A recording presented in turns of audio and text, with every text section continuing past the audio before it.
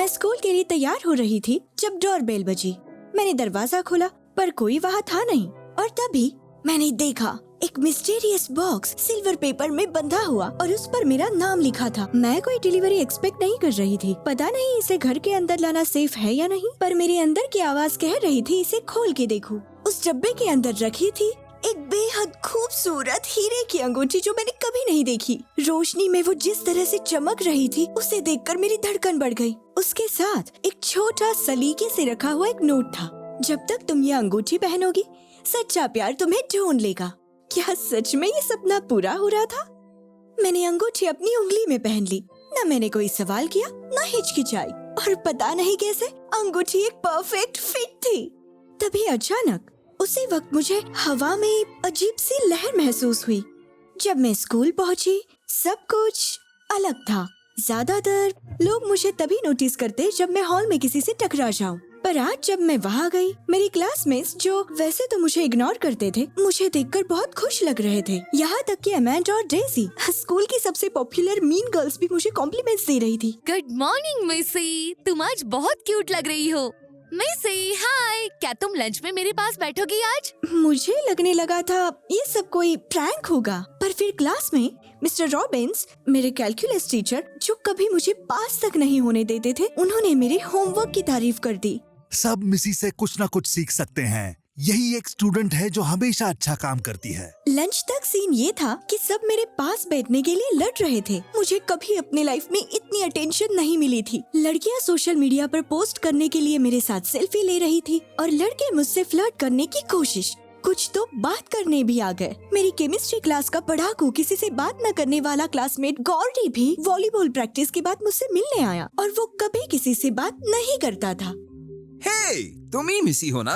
तुम वॉलीबॉल बहुत अच्छा खेल लेती हो। मैंने सोचा क्या स्कूल में किसी ने इसकी आवाज कभी सुनी भी होगी। क्या तुम मुझे देख रहे थे? ओह हाँ, क्या तुम मेरी गर्लफ्रेंड बनोगी? नहीं, उसने अभी अभी मेरा नाम पूछा और अब वो सीधा गर्लफ्रेंड बनाना चाहता है। ऐसे कौन करता है? मेरा दिमाग घूमने लगा था। पहले मुझे कोई देखता भी नहीं था और अब अचानक सारे के सारे मुझ पर लट्टू थे। सब नहीं, वो एक लड़का जिसे मैं चाहती थी, जेक, अभी भी सामने से ऐसे निकलता जैसे मैं हूँ ही नहीं। मुझे जेक पर हमेशा से बड़ा सा क्रश था। जब मैंने वो नोट पढ़ा था सुबह, मैंने सोचा शायद जेक और मैं कुछ तो पता नहीं। मैंने सोचा ये अंगूठी मुझे सच्चा प्यार दिलाएगी और वो जेक ही होगा। जब मैं घर आई तो मेरा फोन लगातार टिंग टिंग बजे जा रहा था। कॉल्स, टेक्स्ट मैसेजेस, नए लाइक्स और सोशल मीडिया पर फॉलोअर्स के साथ। ज्यादा लोगों को तो मैं पहचानती भी नहीं थी। तब मुझे शक हुआ, क्या ये सब अंगूठी की वजह से हो रहा है? मैंने अंगूठी उतारी और अचानक सारी कॉल्स बंद। इंटरेस्टिंग। कम से कम अब मैं अपने होमवर्क पर फोकस कर सकती थी। अगली सुबह मुझे एहसास हुआ कि मैं लंबा सो गई और मैं स्कूल हड़बड़ी में भागी, और जब मैं पहुंची मैं फिर से इनविजिबल हो चुकी थी। किसी ने मुझसे बात नहीं की, गॉर्डी ने भी नहीं। मेरी नई दोस्तों ने मेरी तरफ देखा तक नहीं। क्या बदल गया? तब मुझे याद आया कि स्कूल आने की जल्दी में मैं अंगूठी घर पर ही भूल आई हूँ। मैं हॉलवेज में एक भूत जैसी थी और अटेंशन के गायब हो जाने से मेरे अंदर डर समाने लग गया था। मुझे फिर से इनविजिबल बनना बिल्कुल अच्छा नहीं लगा। घर जाते ही मैं अंगूठी वापस पहन लूंगी और उसे कभी नहीं उतारूंगी। मुझे वो फीलिंग फिर से चाहिए थी। नहीं, मुझे जरूरत थी उस अटेंशन की। अगले दिन स्कूल में अंगूठी के साथ सबकी अटेंशन वापस आ गई थी और वो बहुत अच्छा लग रहा था, काफी अच्छा।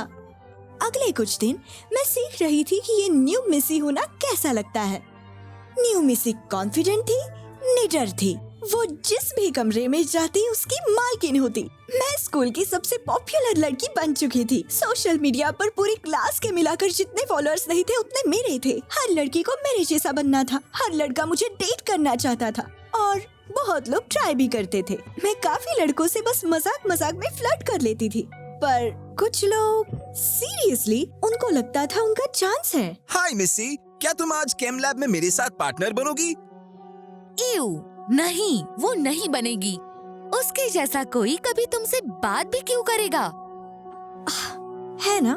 क्या बकवास है। कितना बड़ा लूजर है ये। दरअसल एक ही लड़की का मेरे साथ चांस था, वो था जेक, और उसने अब तक मुझे वो अटेंशन नहीं दी थी जो बाकियों ने दी थी। फिर तभी मैंने जेक को लॉकर के पास देखा। शायद मुझे ही थोड़ी कोशिश करनी होगी। बात आगे बढ़ाने के लिए मैं उस पर वो जादू करूंगी जिससे बाकी लड़के मेरे पीछे लाइन लगाए घूमते हैं। मैं उसकी तरफ बढ़ी। जैसे ही उसके पास से गुजरी, अपने बाल झटकाकर कंधों के पीछे किए। हे जेक, शर्ट अच्छी है। ओह, थैंक्स। बस इतना, कोई रिएक्शन भी नहीं। सब मेरे लिए पागल थे, पर जेक क्यों नहीं? साफ है, या तो अंगूठी जेक पर काम नहीं करती, या जेक मेरा सच्चा प्यार है ही नहीं। टूटे हुए दिल के साथ मैं केमिस्ट्री क्लास के लिए चली गई। मेरा लैब पार्टनर बनने के लिए लड़कों की लंबी लाइन देखकर भी अच्छा नहीं लगा। मैं खुद पर तरस खा रही थी कि तभी किसी की गहरी आवाज और हॉट एक्सेंट ने मुझे सपने से बाहर खींच लिया। उसके पास आने की सोचना भी मत बॉयज, वो मेरी है। टिमोथी, वो कुछ महीने पहले ही इस देश में आया था। हालांकि वो ज्यादातर अकेले रहता और कभी किसी से बात नहीं करता। वो मिस्ट्री वाली वाइब से भरा हुआ था। अफवाह थी कि वो बहुत अमीर ताकतवर खानदान से आता है जो एक मैंशन में रहते हैं। जब भी मैं उसे देखती, वो बस ऑब्जर्व कर रहा होता।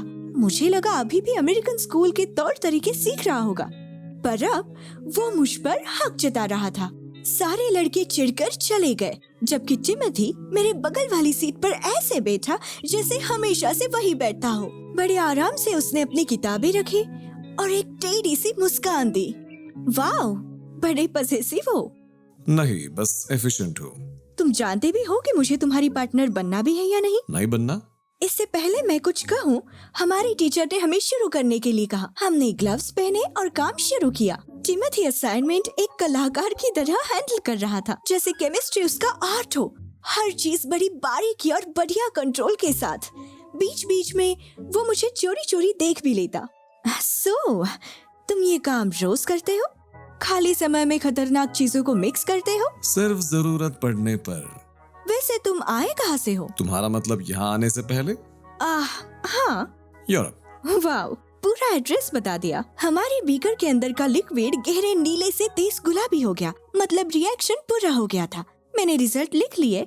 जब मैंने ऊपर देखा तो वो मुझे गहराई से घूर रहा था।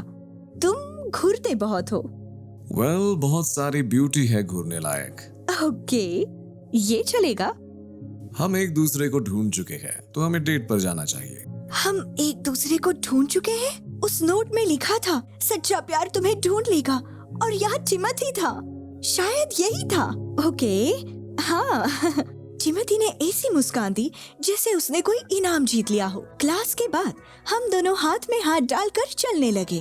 अगर मुझे पहले अटेंशन मिल रही थी, तो अब उसका लेवल अलग ही था। सब लोग, सच में सब लोग बात कर रहे थे कि मिसी और वो नया हॉट यूरोपियन लड़का साथ है। अगली सुबह जब मैं स्कूल पहुंची तो मेरे लॉकर पर एक परफेक्ट लाल गुलाब चिपका हुआ था, साथ में एक नोट, मेरी खूबसूरत मिसी के लिए। हमेशा तुम्हें याद करता हूँ, टिम। ये इतना प्यारा था, बिल्कुल वैसा जैसा मैं हमेशा चाहती थी कि कोई मेरे लिए करे। वो मेरी किताबें क्लास तक लेकर जाता और रोज मेरे लिए लंच भी खरीदता। मेरे सीने में गुदगुदी सी हुई, जैसे कोई छोटी सी आवाज कह रही हो, ये असली है, ये अच्छा है। मैं उसके लिए कुछ महसूस करने लगी थी। अगले कुछ हफ्तों तक ऐसा लग रहा था जैसे टिम और मैं पूरे स्कूल के मालिक हो, और मुझे यह एहसास बहुत पसंद आ रहा था। कुछ लोग हमें पूछते थे तो कुछ हमारे रिश्ते से बहुत जलते थे, और मुझे ये ज्यादा अच्छा लगता था। पुरानी मिसी शायद जेक को चाहती थी, पर नई मिसी को कुछ बड़ा चाहिए था। दोस्तों का एक पूरा झुंड, बहुत सारा ध्यान, और कोई अमीर सा कूल सा लड़का जो उस पर फिदा हो, जैसे टिम। सबसे बेस्ट हिस्सा था टिम की पहुंच बहुत सारी लग्जरियस चीजों तक, जिसका मतलब था मैं भी उन चीजों तक पहुंच सकती थी। एक दिन टिम अपने कुछ दोस्तों को लेकर गया लार्कवुड क्लब, एक बहुत प्राइवेट, बहुत ही एलिट सोशल बीच क्लब, जिसकी मेंबरशिप फीस सुनकर लोग चौंक जाए। मैं वहाँ धूप में आराम से टैन हो रही थी, पूरी अटेंशन के बीच। तभी सफेद शर्ट पहना एक वेटर हमारी तरफ आया। जेक। फाइनली मुझे लेमनेड चाहिए जो ताज़ा बनी हो, वो कैन वाली घटिया ड्रिंक नहीं। मुझे भी, और जल्दी लाना, ठीक है? जेक ने सिर हिलाया, ऑर्डर नोट किया, पर एक शब्द भी नहीं बोला। उसका ये स्वभाव, जैसे उसे फर्क ही नहीं पड़ता, मुझे खटक रहा था बहुत ज्यादा। जल्दी लेकर आना, वरना टिप नहीं मिलेगी। हम बहुत देर से वेट कर रहे हैं, जल्दी करो। जेक का जबड़ा कस गया, लेकिन वो बस सर हिलाकर वहाँ से चला गया। एमेंडा और डेजी ने मुझे देखा और फिर हम सब जोर जोर से हंसने लगे। उसी वक्त उस कांच की बनी बिल्डिंग पर मैंने अपना रिफ्लेक्शन देखा। जो लड़की मुझे वापस घूर रही थी उन लड़कियों के बीच खड़ी थी जो हमेशा उसे छोटा महसूस कराती, और अब मैं उन्हीं के जैसे बन रही थी, उनके जैसी हरकतें कर रही थी। मेरे पेट में अजीब सी मरोड़ उठी। मैंने अपना ध्यान उस ग्रुप पर और टिमोथी पर वापस लगाना चाहा, जो बड़ी सी मुस्कान से मुझे देख रहा था, लेकिन वो बेचैनी जा ही नहीं रही थी। मैं क्या बन रही थी?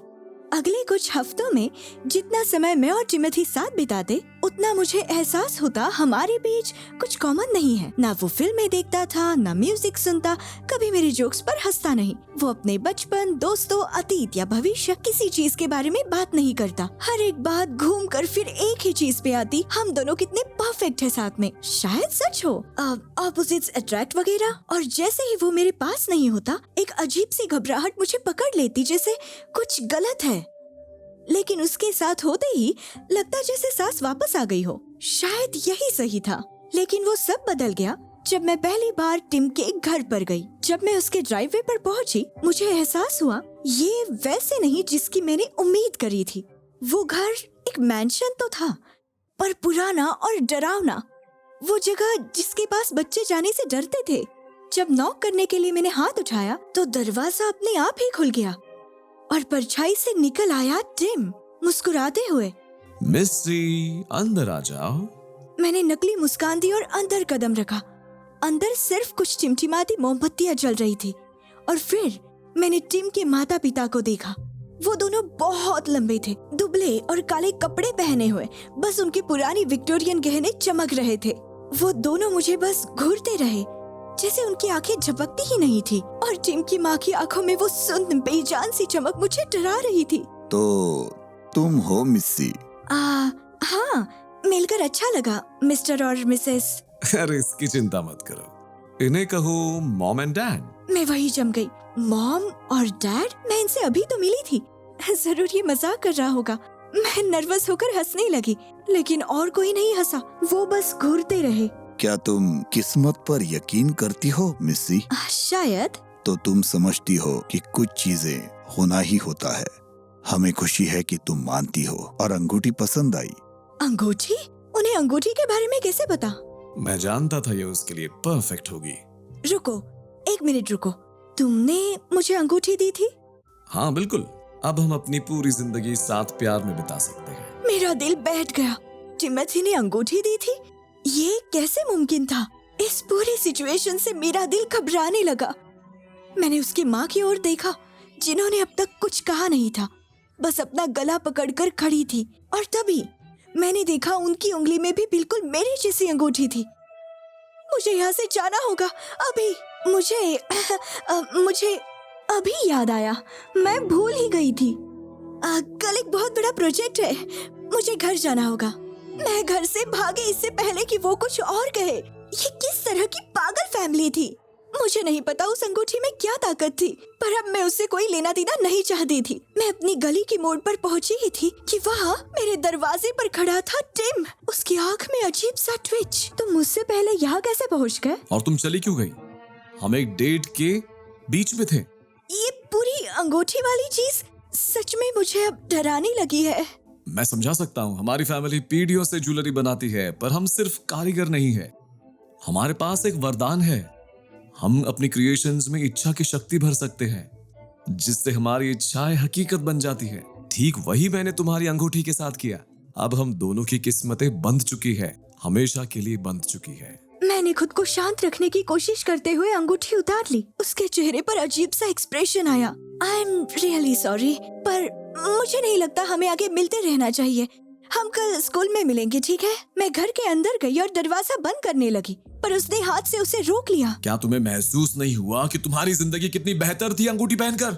जब मैं पहली बार यहाँ आया था, मैंने तुम्हें नोटिस किया जब कोई और नहीं करता था। तुम हमेशा दूसरों की तरफ देखती रहती, चाहती थी कि कोई तुमसे बात करे, तुम्हारा दोस्त बने, नोटिस करे, तारीफ करे, पर तुम चुप रहती थी, साए में छुपकर डरी हुई रहती थी। पर मैं समझ सकता था कि तुम क्या चाहती हो। तुम भी मेरी तरह देखे जाने की भूख रखती थी। मेरे पास वो अटेंशन पाने की शक्ति है जो अटेंशन हम डिजर्व करते हैं। तुम्हें सच्चा प्यार देने की शक्ति है मुझ में। मुझे नहीं लगता ये सच्चा प्यार है टिमोथी, और मुझ में इतनी ज्यादा अटेंशन पाने की इच्छा भी नहीं है। मैंने अंगूठी उसे वापस दे दी। उसकी आंखों में जो वो पागलपन था वो मैं कभी भी भूल नहीं सकती। इस बार मैंने दरवाजा बंद कर दिया और उसने नहीं रोका। मैंने लंबी सांस छोड़ी। मुझे पता होना चाहिए था इस अंगूठी के साथ कुछ गड़बड़ है। हाँ, उसने मुझे पॉपुलैरिटी और अटेंशन दी, पर क्या वो सब लायक था एक पागल परिवार से जुड़ने और खुद की पहचान बदलने के? अगले दिन स्कूल में मैं फिर पुरानी मिसी बन गई थी। कोई बात नहीं कर रहा था, कोई देख भी नहीं रहा था, जैसे किसी को याद ही नहीं कि मैं कौन थी। और सच कहूँ, मुझे राहत मिली। मुझे यकीन नहीं था जो दोस्तियां बनी थी वो असली थी भी या नहीं। और जो कुछ भी टिम और मेरे बीच हुआ, अब मैं बस अकेली रहना चाहती थी। और अजीब बात है कि टिम गायब हो गया था। पूरे हफ्ते स्कूल या किसी क्लास में भी नहीं आया। शायद ये एक और चीज है जिसकी मैं शुक्रगुजार हूँ। एक दोपहर मैं अकेले कैफे में आइसक्रीम खा रही थी, जैसे पहले करती थी, कि तभी जेक अंदर आया। वो ऑर्डर देने गया और मैंने फोन देखने का नाटक किया। पता नहीं क्यों, वैसे भी मुझे वो ज्यादा नोटिस नहीं करता था, अंगूठी के दौरान भी नहीं। मैं उठी और दरवाजे की तरफ बढ़ी। तभी एक हाथ बढ़ा और उसने मेरे लिए दरवाजा खोल दिया। मैं खोलता हूँ मिसी। ओह थैंक्स। हम दोनों बाहर निकले और जाने क्यों एक ही दिशा में चलने लगे, पियर की तरफ। हम बात नहीं कर रहे थे, फिर भी एक अजीब सी हल्की सी बिजली थी हवा में, धीमी, शांत, बाकियों वाली तेज चिल्लाती अटेंशन जैसी नहीं। मैंने सोचा कि अगर जेक ने मुझ पर ध्यान दिया होता तो कैसा होता, लेकिन इसे मैं डिजर्व नहीं करती थी। मैं वो बन गई थी जो बनना ही नहीं चाहती थी। हे जेक, उस दिन बीच क्लब पर मैंने तुमसे जैसे बात की थी उसके लिए मुझे माफ करना। वो ठीक नहीं था। ओह, लोग क्लब में ऐसे ही मुझसे बात करते रहते हैं। कोई बात नहीं। ये ठीक नहीं है। मुझे उन लोगों जैसा नहीं बनना चाहिए था। I am sorry.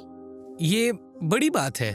थैंक्स, मैं तुम्हें माफ करता हूँ। और अचानक मेरी गर्दन के पीछे के बाल खड़े हो गए और तभी मैंने उसे देखा।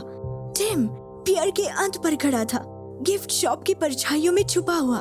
वो हमें देख रहा था और फिर वो आगे बढ़ा रोशनी में। मिसी, उसकी आवाज ने रात को चीर दिया, चाकू की तरह। इतनी जल्दी भूल गई मुझे? हमारा ब्रेकअप अभी अभी तो हुआ है। इसे माना जा सकता है चीटिंग। उसने जिस तरह से ये कहा, उससे मेरी रूह कांप गई। तुम और मैं तो साथ नहीं थे और जेक और मैं बस वॉक कर रहे हैं। उसे नहीं पता तुम्हें क्या चाहिए, लेकिन मुझे पता है। अंगूठी वापस पहन लो। टिम ने हाथ अपनी जेब में डाला और उसने वही जानी पहचानी अंगूठी निकाल ली। उसने मेरा हाथ पकड़ के अंगूठी पहनाने की कोशिश करी। मैंने अपना हाथ खींचने की कोशिश की। नहीं टिम, तुम पागल हो रहे हो। पागल नहीं, पागलपन तो ये है कि तुम सोचती हो कि तुम इससे ऐसे उतार सकती हो कि ये सब भूलने का नाटक कर सकती हो। उसकी पकड़ कस गई, दर्दनाक नहीं लेकिन मजबूत। जाने दो उसे। जेक की आवाज में ठहराव था, पर एक गुस्सा भी। वो हमारे बीच आ गया। टिमोथी ने धीरे से लंबी सांस छोड़ी, जैसे वो निराश हो। उसकी नजर जेक पर गई। उसकी आंखों में एक खतरा था। तुम्हें यहाँ होना ही नहीं चाहिए था। नहीं टिम, वो तुम हो जिसे यहाँ नहीं होना चाहिए था। टिमोथी का सर मेरी तरफ झटका। उसका एक्सप्रेशन बदल गया, पर मुझे परवाह नहीं थी। मेरे अंदर कुछ बदल चुका था। मुझे तुम्हारा ख्याल नहीं होना चाहिए था। क्या ये सोचना कि मुझे तुम्हारी जरूरत है, अटेंशन की, अंगूठी की? शायद मुझे लगा कि लोगों का मुझे देखना, मेरे बारे में बात करना मुझे जाना चाहिए, लेकिन ये सब झूठ था। उस अटेंशन ने मुझे खास नहीं बनाया, बल्कि ऐसे इंसान में बदल दिया जो मुझे पसंद नहीं। पर अब बहुत हो गया। मैं इनविजिबल रह लूंगी, पर मैं फिर से वैसी नहीं बनूंगी। टिमोथी के चेहरे पर अजीब सी नफरत आ गई। नहीं, ये तुम नहीं हो।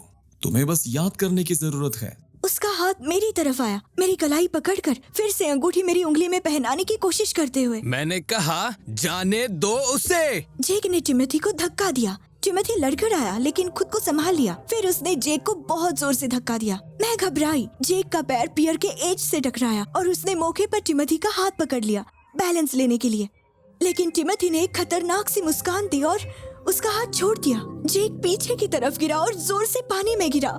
मैं रेलिंग की तरफ भागी। उम्मीद थी कि जेक ठीक होगा, लेकिन मुझे सिर्फ बुलबुले दिख रहे थे। तुम्हें क्या हो गया है? अगर उसे तैरना नहीं आता हो तो हमें हेल्प बुलानी चाहिए। क्या तुम्हें दिखता नहीं कि मैं तुम्हें खुश करने के लिए कुछ भी कर सकता हूँ, ताकि तुम्हें सब कुछ मिले जो तुम डिजर्व करती हो? बस अंगूठी वापस पहन लो और मैं तुम्हें दिखाऊंगा। ऐसा करना थोड़ा मुश्किल होगा। मैंने मुड़कर पीछे देखा। जेक पानी के ऊपर था, सुरक्षित और ठीक, और वो अपने हाथ में हमें दिखा रहा था वो अंगूठी। टिमोथी जम गया। उसे वापस दो मुझे तुरंत। वो तो नहीं होगा। जेक ने अंगूठी दूसरी दिशा में फेंक दी और वो समंदर में डूब गई। अब दोबारा नहीं दिखेगी। टिमोथी का चेहरा पूरी तरह सफेद पड़ गया। तुम्हें इसका पछतावा होगा, तुम दोनों को। बिना कुछ कहे वो मुड़ा और पियर से तेजी से भाग गया। मैंने जेक को देखा जो किनारे की तरफ तैर कर आ रहा था। जैसे ही वो पानी से निकला मैं उसकी तरफ भागी। I am so sorry. क्या तुम ठीक हो? हाँ, क्या तुम ठीक हो? मैंने सर हिलाया, लेकिन आंसू आंखों में भरने लगे थे। जेक एक पल रुका, फिर मुझे अपनी बाहों में खींच लिया। आई एम सो सॉरी मिसी। मुझे नहीं पता यहाँ पर अभी क्या हुआ, पर मैं खुश हूँ मैं यहाँ था। तुम ठीक हो? काफी देर तक हम वहीं खड़े रहे। पता है, मैंने ये कभी कहा नहीं, पर तुम मेरे लिए कभी इनविजिबल नहीं थी, और अगर तुम चाहो तो मैं तुम्हें और जानना चाहूंगा। हाँ, मुझे ये अच्छा लगेगा। हम कुछ भी ऑफिशियल नहीं थे, कोई वादे या गारंटीज नहीं थी, लेकिन ये ज्यादा सच्चा लगा और वो काफी था। टीम के जेक पर अटैक के बाद हमने पुलिस को कांटेक्ट किया और ऑफिसर्स के साथ उसके मैंशन गए। ऑफिसर्स ने काफी देर तक दरवाजा नॉक किया। आखिरकार टिमोथी के माँ बाप बाहर आए, पूरी तरह शांत और कंपोज्ड। हम टिमोथी को ढूंढ रहे हैं। एक इंसिडेंट हुआ है। टिमोथी की माँ ने हमें उन्हीं खाली नजरों से देखा और उसके पिता पोलाइटली मुस्कुराए। टिमोथी, ओ, आपको शायद कोई गलतफहमी हुई है। हमारा एक बेटा है, लेकिन वो यहाँ नहीं रहता। वो बोर्डिंग स्कूल में है काफी सालों से। ये सुन के मेरी रूह कांप गई। ये सच नहीं है, वो हमारे स्कूल में है। मैं उसे जानती हूँ और मैं इस घर में भी आ चुकी हूँ आप सबके साथ। ऑफिसर्स ने एक दूसरे को देखा। उनमें से एक कार की तरफ गया रेडियो पर किसी से बात करने के लिए। कुछ ही देर में वो वापस आ गया। मैम, हमने चेक किया है, आपके स्कूल में टिमोथी नाम का कोई लड़का कभी एनरोल हुआ ही नहीं। एक अजीब सा डर मेरे अंदर भरने लगा। जब पुलिस वहाँ से जाने लगी, टिमोथी के डैड ने झुककर मेरे कान में धीरे से कहा, अटेंशन बहुत नाजुक चीज है मिस्सी। जैसे ही वो कहीं और चली जाती है, ऐसा लगता है जैसे तुम कभी थी ही नहीं। स्कूल वापस गई तो ऐसा था जैसे टिमोथी कभी था ही नहीं। लेकिन जेक और मैं सच जानते थे, और कभी कभी मैं महसूस करती थी वो हल्की सी चुभन मेरी गर्दन पर, किसी अनदेखी नजर का वजन, जैसे टिमोथी अभी भी देख रहा हो। अचानक मैंने देखा कुछ बच्चे मेरी तरफ भागते आ रहे थे। मैं वहीं रुक गई, हैरान, लेकिन वो मुझे बिना देखे मेरे पास से निकल गए। उलझकर मैं पीछे मुड़ी और तभी मैंने उसे देखा। एक लड़की भीड़ के बीचों बीच खड़ी थी। सभी की नजरें उसी पर थी, और तभी मैंने देखा उसकी उंगली में वही अंगूठी थी जो मैंने कभी पहनी थी।